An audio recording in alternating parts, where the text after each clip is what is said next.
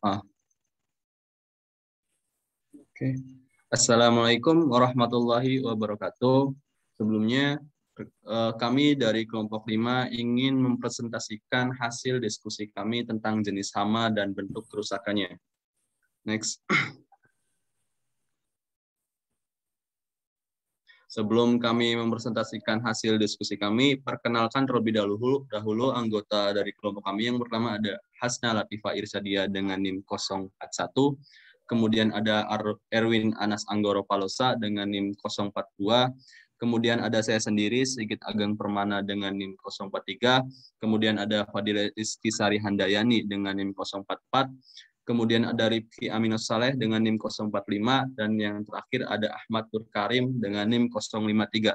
Nah, langsung saja mungkin kita langsung ke materi yang pertama, yaitu ada pengertian hama yang akan disampaikan oleh rekan saya, yaitu Hasna Latifah. Untuk Hasna, saya persilahkan. Baik, terima kasih atas waktunya. Untuk materi yang pertama yaitu mengenai pengertian hama. Hama sendiri dalam arti luas merupakan organisme pengganggu tanaman yang meliputi binatang perusak, penyakit, dan gulma.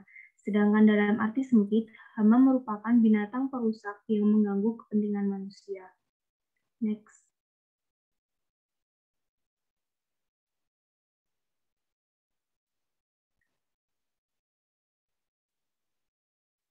Berikutnya yaitu mengenai jenis-jenis hama.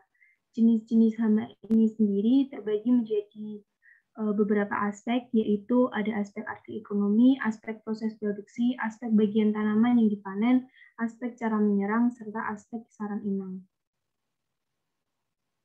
Next.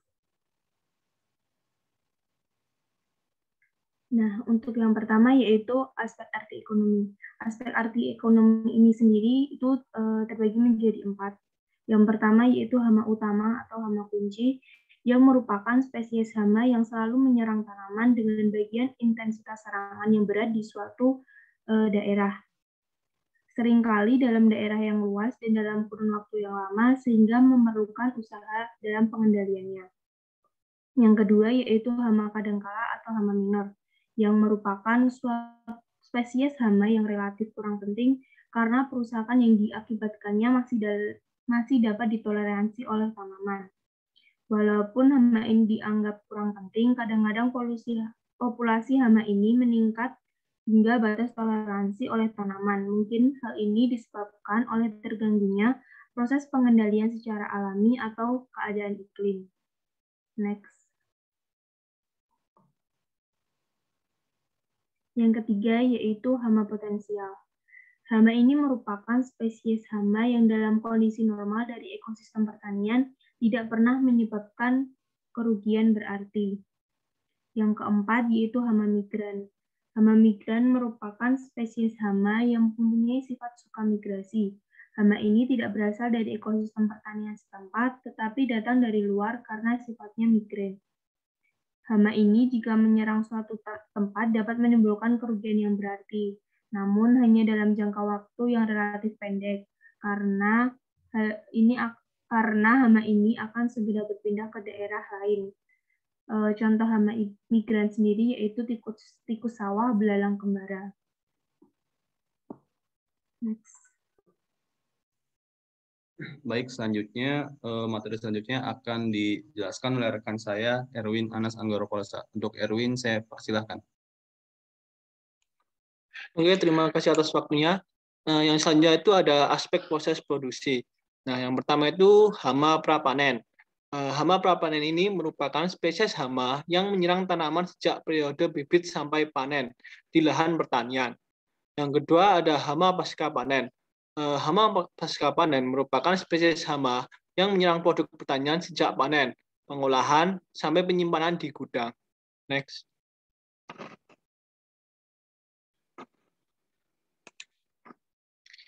Yang selanjutnya ada aspek cara menyerang. Yang pertama yaitu hama penyebab puru. Hama ini menyebabkan puru pada tanaman. Biasanya hama ini mula-mula masuk ke dalam jaringan melalui bagian-bagian tanaman yang masih muda. Yang kedua ada hama pemakan. Hama golongan ini mempunyai alat mulut penggigit pengunyah yang dijumpai pada belalang, kumbang, serta larva. Next. Oke, selanjutnya yang ketiga ada hama penggerek. Hama ini merusak dengan cara mengebor bagian tanaman dan menghabiskan sebagian besar waktu hidupnya dalam jaringan tanaman tersebut. Yang keempat ada hama penghisap.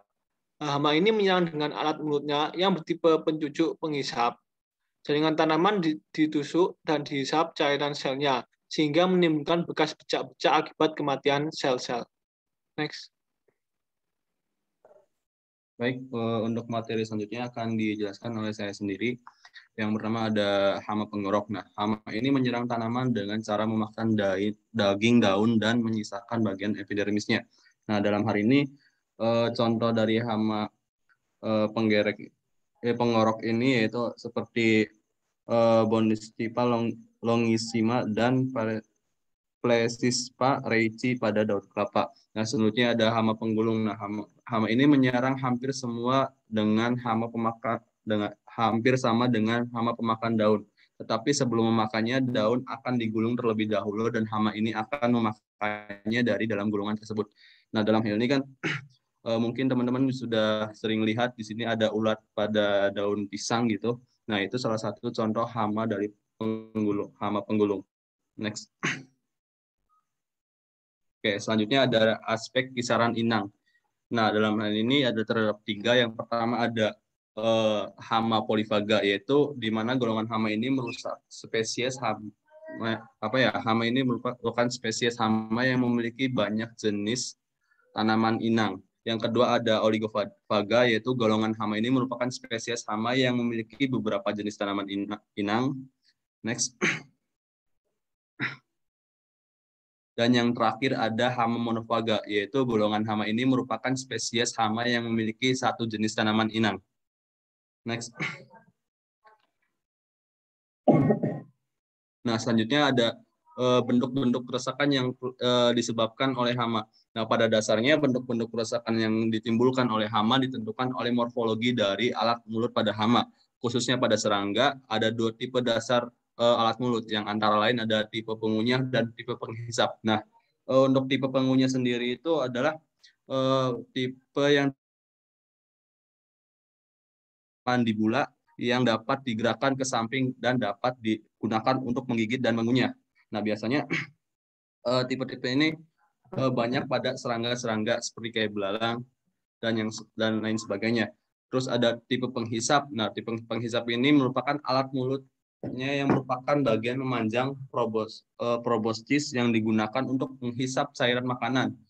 Kedua mandibulanya mengalami modifikasi membentuk stylet bahkan tidak berkembang. Next. Nah, untuk selanjutnya akan dijelaskan oleh rekan saya, Fadila. Untuk Fadila, saya persilakan. Baik, terima kasih atas waktunya. Nah, kedua dari tipe dasar alat mulut tersebut mengalami variasi menjadi berbagai macam alat mulut, yaitu penggigit pengunyah, penggigit penghisap, penjilat penghisap, penjilat, pencucuk penghisap, dan penghisap. Next. Yang pertama ada tipe alat mulut penggigit pengunyah. Nah, bentuk dari kerusakan pada tanaman yang disebabkan oleh tipe alat mulut penggigit pengunyah tersebut ada yang pertama pada bagian daun, tampak adanya bekas sobekan, gerekan, daun berlubang-lubang, daun hanya tinggal tulang daunnya saja. Kemudian pada buah atau polong tampak berlubang atau terdapat bekas gerekan.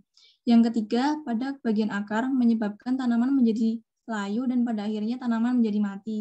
Contohnya yaitu kelompok serangga hama tipe alat mulut penggigit pengunyah seperti belalang, beberapa macam kumbang pemakan akar seperti lundi dan alat buah. Next. Yang kedua ada tipe alat mulut penusuk penghisap. Bentuk kerusakan pada tanaman yang disebabkan dapat dibagi menjadi 3. Yang pertama ada pada daun yang terserang hama menjadi layu dan kering. Kemudian pada biji atau polong tampak noda hitam bekas tusukan. Kemudian yang ketiga, pada buah, padi, matang susu yang diserang menjadi hampa dan perkembangannya kurang baik. Contohnya pada kelompok serangga hama, yaitu pada berbagai macam kepik. Next. Kemudian ada tipe alat mulut penghisap. Bentuk kerusakan pada tanaman yang diakibatkan ada pada daun yang terserang berbentuk tidak normal. Daun berkerdil, mengkeriting, atau menggulung ke dalam. Kemudian yang kedua, munculnya cendawan jelaga sebagai tanda serangan pada daun. Yang ketiga, terdapat bercak-bercak klorosis atau daun menguning pada daun. Kemudian contohnya kelompok serangga hama pada tipe alat mulut ini pada berbagai macam kutu-kutuan. Next. Kemudian Baik, untuk materi selanjutnya akan dijelaskan oleh rekan saya Rifki. Untuk Rifki, saya persilakan.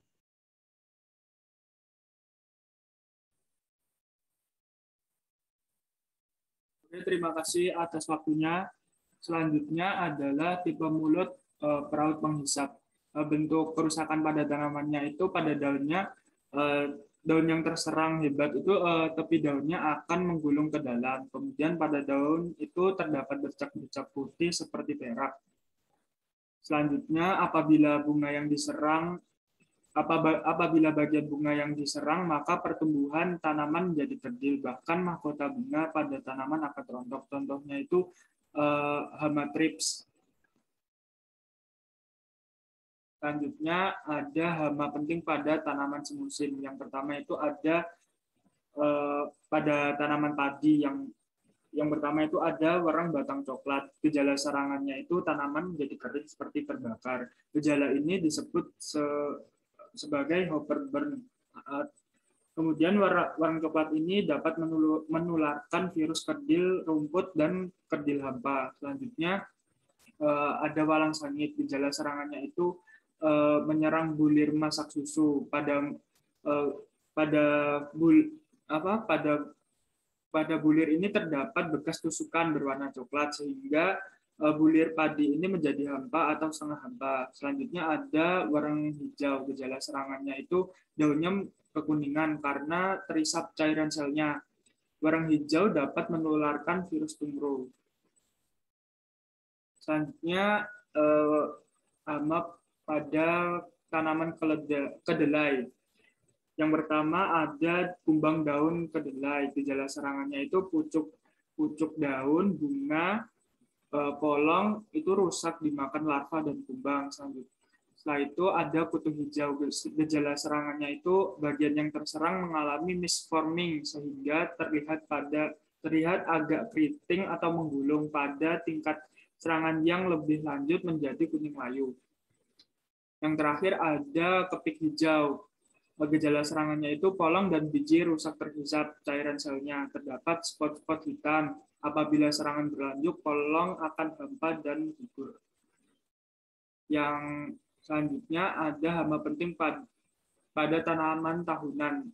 Ini hama penting pada tanaman kelapa. Yang pertama itu ada kumbang tanduk. Gejala serangannya itu daun muda yang masih terlipat dimakan hingga terpotong. Apabila nantinya terbuka akan membentuk seperti kipas. Yang kedua ada ulat artona. Gejala serangannya itu daun-daun tua tergeret hingga berlubang-lubang. Pada tingkat serangan yang berat, daun menjadi tinggal lidinya saja. Yang terakhir ada ulat api. Gejala serangannya itu daun kelapa yang muda terkoyak. Dan pada tingkat serangan yang berat hanya tinggal lidinya saja. Yang kedua pada tanaman kopi. Ini ada penggerek cabang. Pada penggerek cabang ini contoh ordo yang menyerang itu biasanya Coleoptera.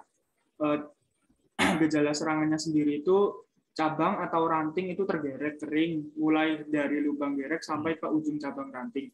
Cabang mulai patah apabila tertiup angin. Yang kedua ada penggerek batang. Kebanyakan penggerek batang pada tanaman kopi ini contohnya itu Ordo Lepidoptera.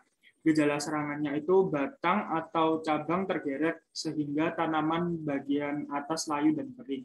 Yang ketiga bubuk buah kopi. Kebanyakan hama pada bubuk buah kopi ini Ordo Coleoptera seperti yang penggerek cabang. Gejala serangannya itu keping buah kopi rusak tergeret.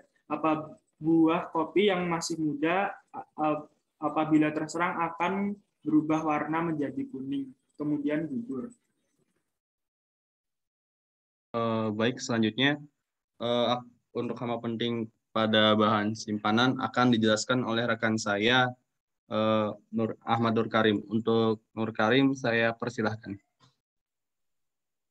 Baik, terima kasih. Selanjutnya yaitu hama penting pada bahan simpanan. Yang pertama yaitu bubuk beras. Hama ini menyerang dengan gejala serangan, yaitu bahan menjadi berlubang-lubang dan terdapat sisa gerekan berupa tepung berbau apek. Yang kedua yaitu hama kumpang tepung. Hama ini dengan gejala serangan, tepung menjadi rusak, berbau apek, dan warnanya agak kehitaman. Lalu ada hama Bruchus sinensis dengan gejala serangan, biji berlubang, dan meninggalkan bekas gesekan. Next. Selanjutnya ada Araecerus fasciculatus. Hama ini menyerang dengan gejala serangan, bahan berlubang-lubang, dan meninggalkan tepung bekas gerekan. Yang terakhir yaitu Tercira cephalonica dengan gejala serangan, bahan bergumpal-gumpal, kemudian keropos serta berbau apek. Nah, baik, mungkin itu saja presentasi dari kelompok kami. Kami sadar banyak kekurangan dari baik dari penulisan maupun penyampaian dari kelompok kami. Nah, mungkin bagi teman-teman yang ingin bertanya atau ingin menyampaikan sarannya tentang presentasi tentang kelompok kami persilahkan untuk dituliskan saja di kolom komentar. Sekian, kurang lebihnya mohon maaf. Kami dari kelompok 5 pamit undur diri. Wassalamualaikum warahmatullahi wabarakatuh.